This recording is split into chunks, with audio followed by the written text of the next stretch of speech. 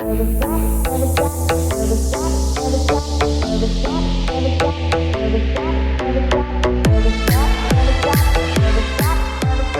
to the Fuel Podcast, where we explore the foundations under extraordinary lives. And now, here is your host, Chris Swartz.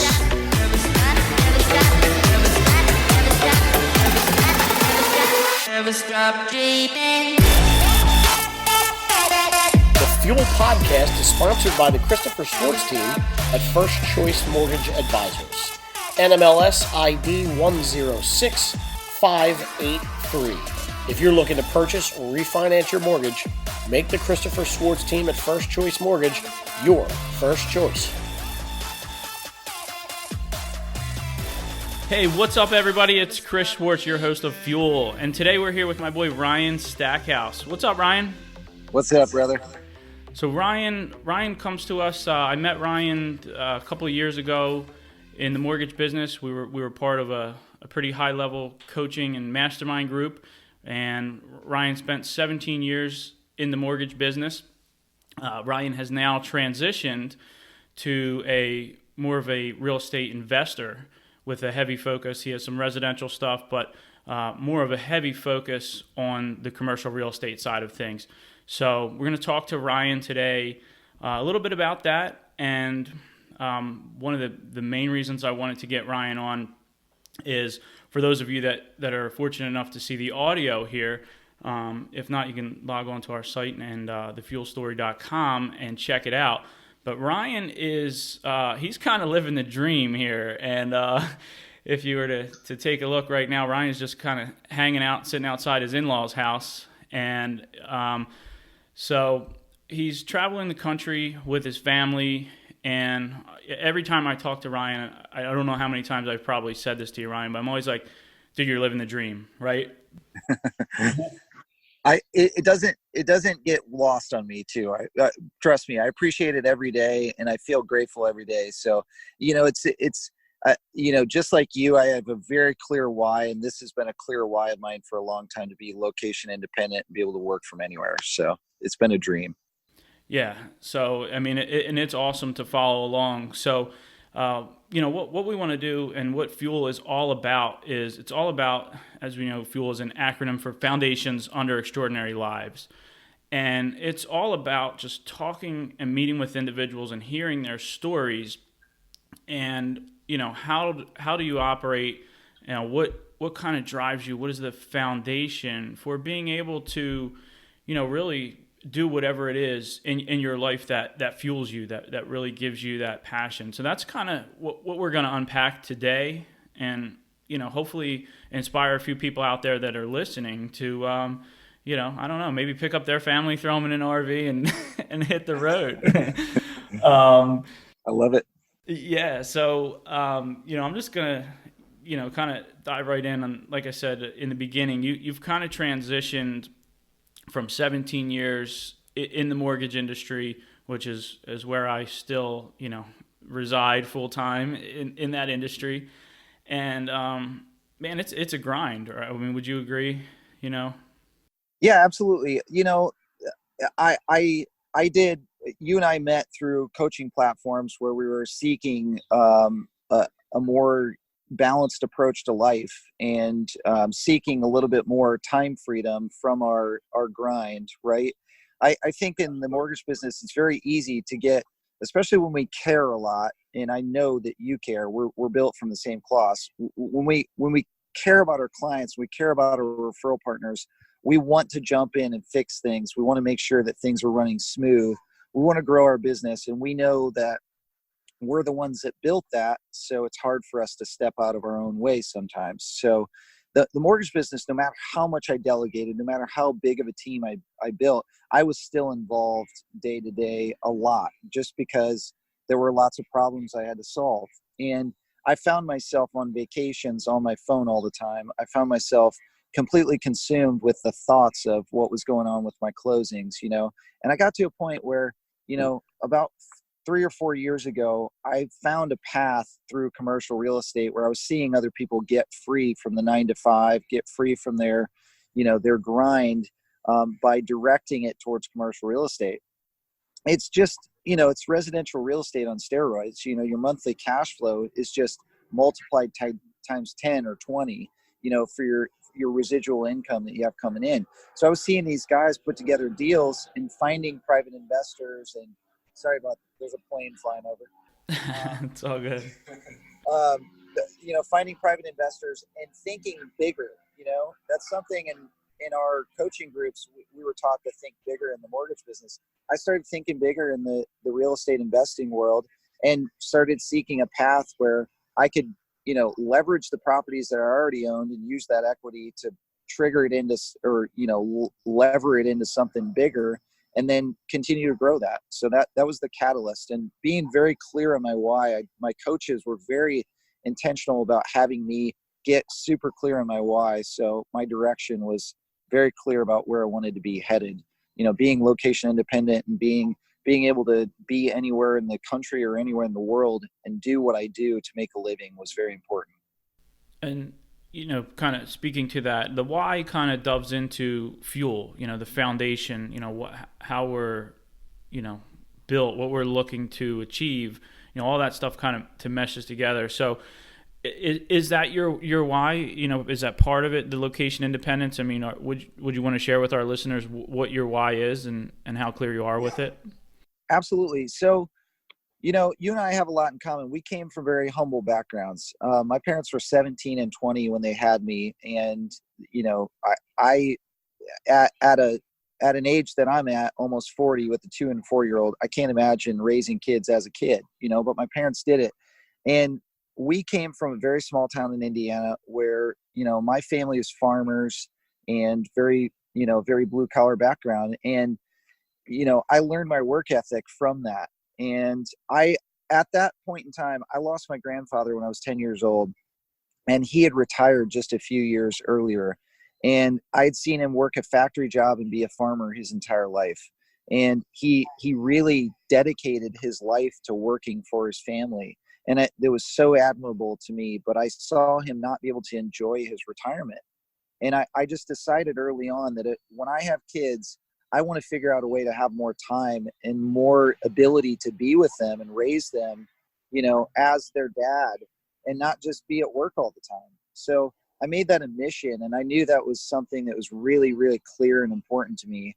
So I made that a mission early on. But fundamentally, my why became very clear when I started traveling in my 20s. I started backpacking in Central America and South America and seeing what the world had to offer. And I knew that I wanted to create income that I could do from anywhere. So that bug from traveling there, backpacking, and being just completely free to roam, that travel bug stuck with me. It's like, I joke about this with people. I tell people that once I got that travel bug, that's like the addiction that never stopped, and the rest of my money for the rest of my life will go towards that. I'm screwed at this point. Yeah. Well, hey, I mean, there could be worse things to to be addicted to and spend your money on, right? So absolutely, yeah. So yeah, I mean, that's really, it's one thing. I mean, I say this a lot too when we go on vacation and we go to these, we go to this beautiful place we went to. We took the kids over the summer to Riviera Maya. Yeah, amazing. And, in those moments, and I think probably most of us, when we go to the beach or we go somewhere that's just really, you can appreciate life and just how awesome things are outside of kind of reality, right? Yeah. You have those moments where you're like, oh, dude, how can I finagle my job or twist, do something so that I can live here, right? Maybe I'll open up a coconut stand on the beach and just throw it all the way. Yeah. But it's not reality for most of us, right? We have our week or two, especially here, in the States. And for those of us that are, really grinding, I mean, a week vacation is probably the reality. I know, we don't get holiday, right? We don't take, 3 weeks to a month off, which, so we have those thoughts and, want to, live that life. But you made a powerful distinction in that, you didn't just have the thought at the beach and, or wherever it was, backpacking and say, this would be great. How can I do it? And then go home back to your life. I mean, you made it happen. So is there anything, because like I said, I think that's what really, I was talking about this with one of our other guests before the show, and it's like, there's a lot of people that talk about what they want and their why and things that they want in their life, but there's very few people that take action. And one of the mentors in the group, Carl White, I'll just throw Carl out there. One of the things that Carl always said, he's like, man, we're not the brightest people in the room here, but we're that doesn't matter. We're action takers. We're action takers, right? You don't have to be this brilliant, exceptional individual to be successful in life. You just have to take action. And that's kind of what that's what you did. So can you share with us, like, is there anything that drives you that just allows you to just say, hey, this is what I want, and boom, I'm going to take action. I'm not just going to think about it. I'm going to go buy an RV, and we're going to get our family, and we're doing this. Yeah. So yeah, I've always had that fire in my belly as a kid, just from seeing my dad as an entrepreneur. I've always had the fire in my belly as a kid to be an entrepreneur, but I want to say this. I don't want people to look at this video or listen to this audio and think, man, that's so far off and that's so unreachable, and I could never do that.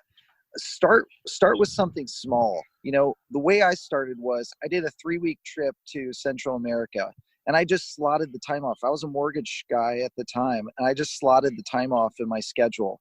And I know that seems impossible. Some of us have, very tight work schedules and vacation schedules and all that stuff. But I'm telling you, think of it this way. If something that hit me hard is I've lost some family members recently at young ages. And I thought about, if I were to die tomorrow, the amount of time that I take on vacation doesn't matter. It doesn't matter.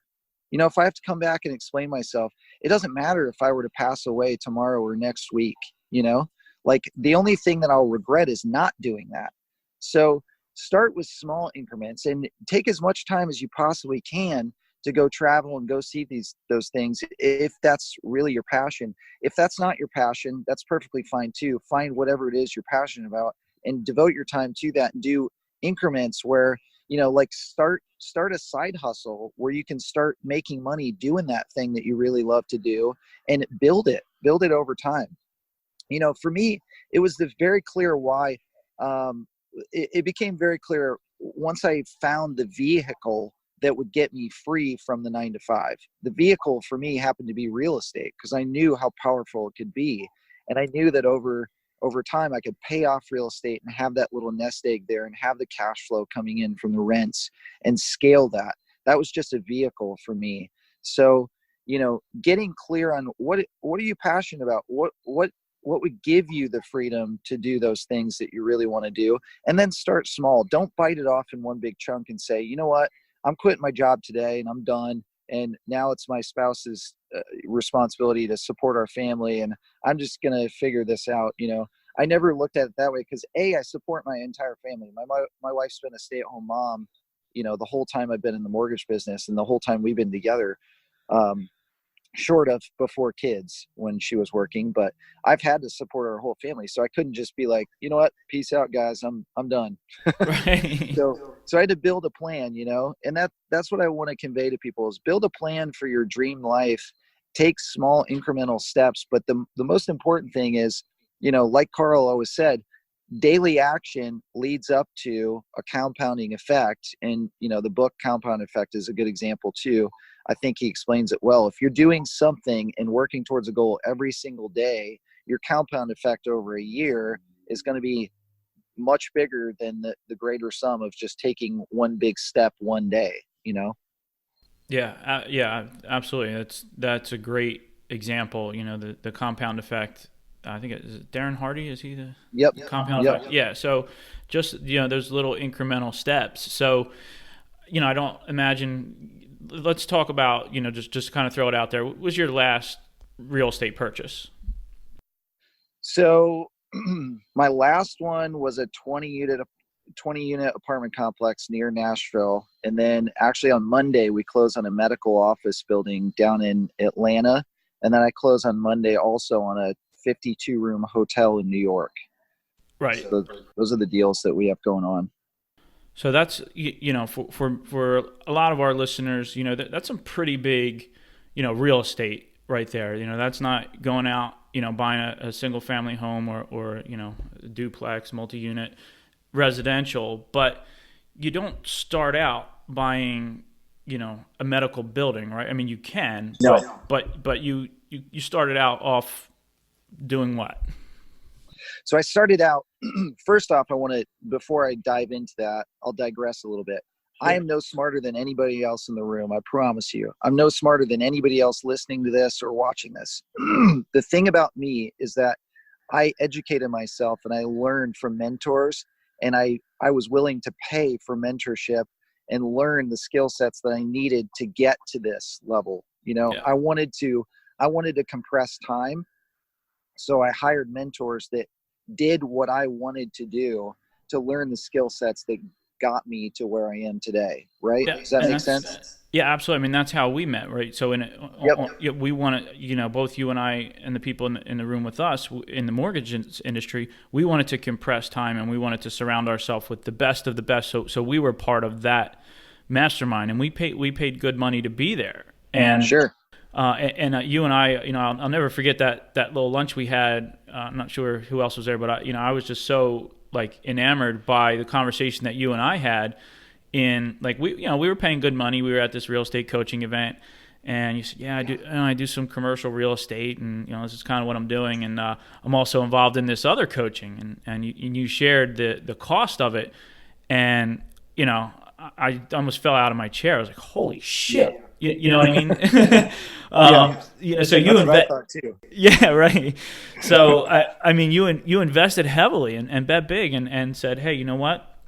I want to compress time. I want to, be surrounded by people that are doing what I want to do," and that's key, and it doesn't have to be at that level, but putting yourself around people and having mentors to support you, to get where you want to be, and also to compress time. If you can hook up with somebody that's already doing something that you want to do, and they're cool people and will share it, or you can pay them a fee for their time all day long. Yeah. And to answer your question, where I started, man, I started very, very humble. I think my first house purchase was my first house purchase was my first home that I moved into. I bought it for $117,000, with an FHA loan. And back then there were grants, so we didn't have to put anything down. I think I brought like $2,500 or $3,000 in closing costs. So that was my very first purchase. And doing that, I turned that into a rental. And then the next house that I bought to live in, I turned into a rental. And then I leveraged the equity that I had in these properties as they appreciated, and got a line of credit, and then bought a duplex, and then bought a quadplex, and then saved up my money from the mortgage business. And I learned that if I live super frugal, and when my buddies are going out on the weekends spending a bunch of money at bars, if I just didn't go out the whole weekend and saved that $100 every Saturday night that they were going out, and I saved that over a year, I could buy 1 or 2 properties a year with what I was saving, by being frugal. I was in the mortgage business. I was single, didn't have any obligations. So, for me, saving money was just a matter of discipline. And when I started putting that aside, I started buying these rental properties that cash flowed, anywhere from $200 to $400 a month. I got to a place where I managed my own properties, and I made an extra $3,000 a month. And for me, that was a turning point where I thought, if I can scale this and turn this into 6 figures of passive income or semi-passive income, this is a game changer for me. I can change my whole direction of my life. Yeah. And now, the passive income that you're seeing from your real estate transactions are, it's quite different, right? So it's all that incremental, now it's a game changer, right? So yeah, I mean, the checks that I see now are just, I would have never dreamed of. Ryan 5 years ago or 10 years ago would have told you you're crazy if you would have told me the checks that I see now. I didn't believe that it was possible. And part of this is like the mental shift from, the Carl Whites, my other buddies out there that are big thinkers, the mental aspect of changing what I believed in within myself was a huge aspect of, changing the course of, what I went after. Yeah, and I imagine that had to be a huge shift because, again, you and I have had a lot of conversations. We both come from, very similar backgrounds, kind of, grew up very humble, to put it modestly. So, Sure. To see yourself in the light of, living the life that you live and, cashing some of the checks that you're probably cashing now, it's like it takes a little bit to, I imagine, to probably, just come to grips with that and say, wow, this is who I am. This is reality, right? Yeah, I'm still the same guy that grew up in small town Indiana, to be honest with you. I'm not flashy. I drive a Ram 3500 diesel truck that's a 2014. Yeah. and I live in a 40-foot fifth wheel right now. And we have our house back in Nashville that we Airbnb, but I'm not fancy, and neither is my wife. And I don't need to show off. I don't need to, I'm just more concerned about leaving a legacy for my family. And to pick back up, we lost you there for a second, but you were talking about just leaving that legacy for your family and how you're not really flashy. It's just Yeah. So I'm more concerned with giving my kids opportunities to be impactful in the world and being impactful in the world myself. In our travels, a big part of what we like to do is get involved in local missions or local, charities that are going on. And that's going to be a big part of my future. I want to be able to impact lives where they don't have I recognize, as the person that I am growing up in a Caucasian family at, middle class, that I had opportunities that a lot of people in this world don't. So I don't take that lightly. And I know that I can do things to impact others around the world. And that's really the legacy that I want to leave. And it's not so much about driving a Ferrari or a Lambo or something like that. Not that there's anything wrong with that. If that's your priority, totally cool. I have no judgment of that. It's just not my thing. I could live in the woods with a backpack and a water filter and enough food for me to get by and be perfectly happy, as long as I have freedom. That's what's most important to me. That's awesome, man. I love it. I love it. And we only have a few minutes left, but I do want to just kind of, unpack a little bit. Just tell us, briefly, like, what does your life look like now? Where the last month, where have you been? What's going on? I just want people to get a sense for the life that you're living right now with your family. Sure. I'll try to nutshell it as much as possible.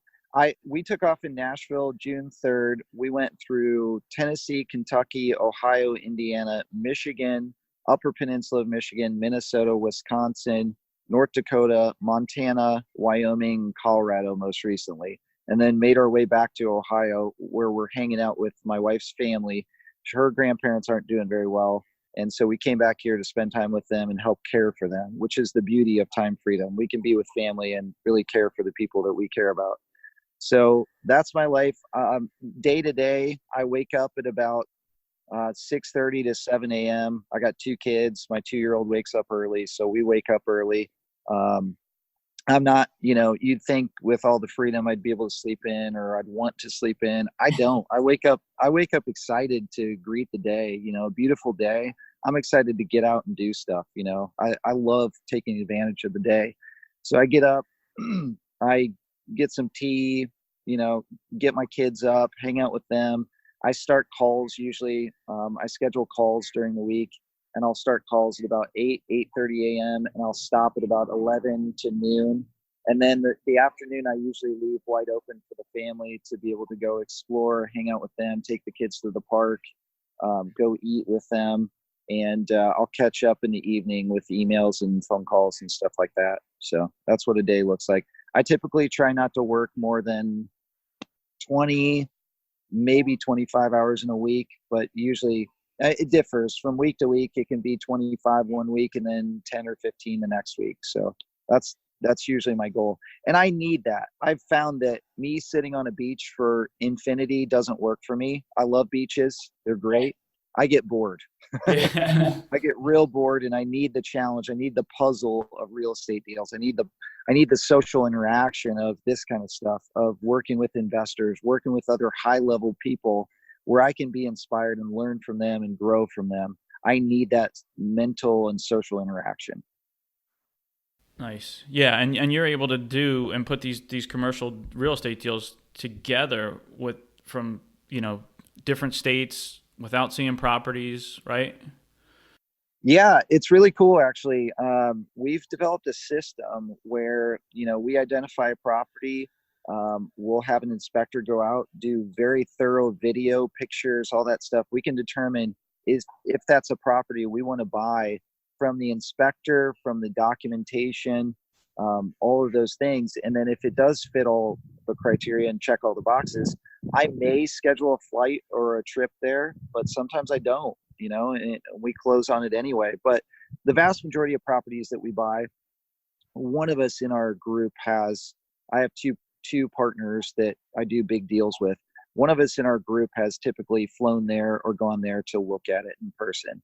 So, but yeah, everything can be done from anywhere. I've done conference calls. I've done phone calls from Rocky Mountain National Park, from Glacier National Park, from, out in the middle of nowhere in Montana and North Dakota, you name it. I've done a call there and a conference call there. And technology is amazing. I've got a printer scanner. I've got a MiFi hotspot through Verizon. I can print and scan. I can do all my filing, all the office work that I need to do from my fifth wheel. That's awesome, man. Yeah, it's cool. Well, Ryan, it's so great to just follow along. I mean, you and I are, connected obviously on Facebook, and I see all these, amazing places that you traveling to, and I know you just hit one of our favorites out there in Colorado at Estes, and yep, man, it's so cool to watch you, and congratulations, man, on living your dream and just really, taking action and really putting yourself and your family in a position to live a life that fulfills you.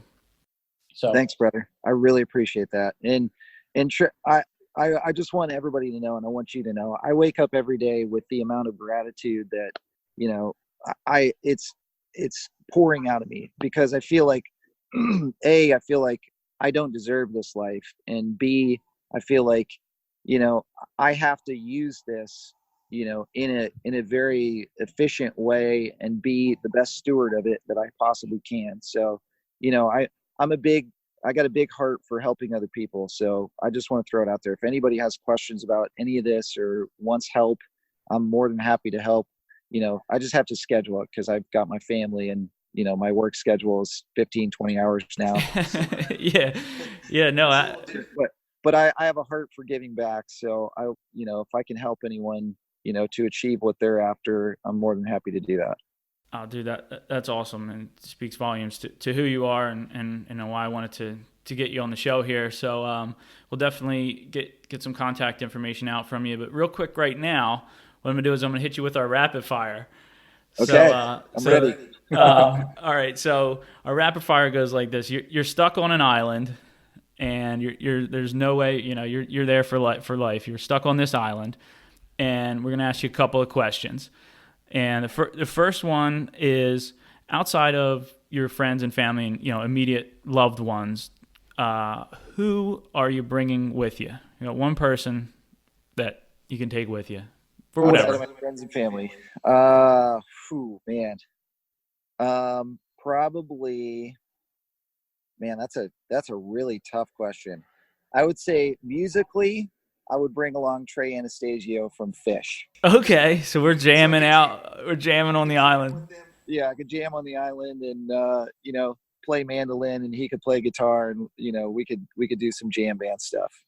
That's awesome, and that's one of the things we didn't even really unpack here is Ryan's pretty well tapped into the music scene, and we play the mandolin, and I've seen some cool videos of you just jamming out. So that's Thanks, awesome. Man. Appreciate that. Yeah, we've got a bluegrass band back in Nashville. We're a little bit on hiatus right now because of these travels and stuff like that, but we're still doing gigs periodically. So it's pretty cool. Nice. All right. So the second question here is, what book are you taking with you? What is a book that you'd want to make sure you had that's had an impact on your life?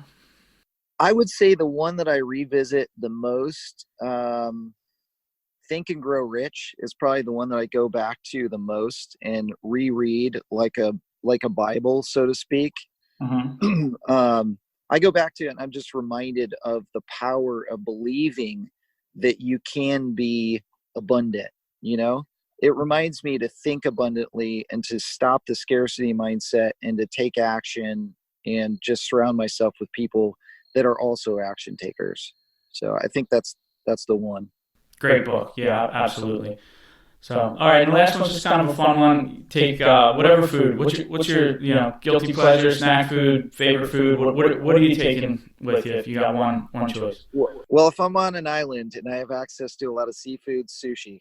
Sushi, nice. I'm taking my sushi roller and a bunch of seaweed and some rice, and we're making sushi. Nice, jamming out with Trey and making sushi. Not a bad life. Man, what a life! That's awesome. All right, cool. Well, Ryan, you did mention you have a big heart, happy to help people. How can we connect up with you? Where can we find you? Sure. So I'm most easily found, I think, on Facebook. If you just look up Ryan Stackhouse, it's a bearded guy with a kid on his backpack back here smiling, a little blonde, curly-headed kid. That's my Facebook profile. That's a good way to reach me. My email is just RL, R is in Ryan, L is in Lee, Stackhouse, STACKHOUSE, 1979 @gmail.com. You can always email me too. I think I'm on Instagram and Twitter, but I haven't been on there in ages. So Facebook's the best way to reach me, or email.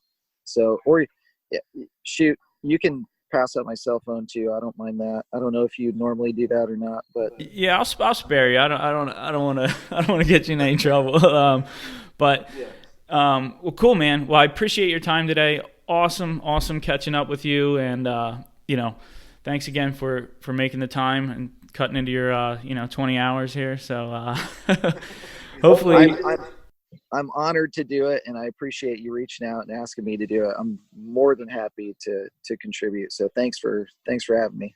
Yeah, absolutely. And for those of you listening, if you enjoyed the podcast today, do us a favor, share it, tell your friends, and give us a 5-star rating on iTunes. Let us know how we're doing. All right, guys, we're out.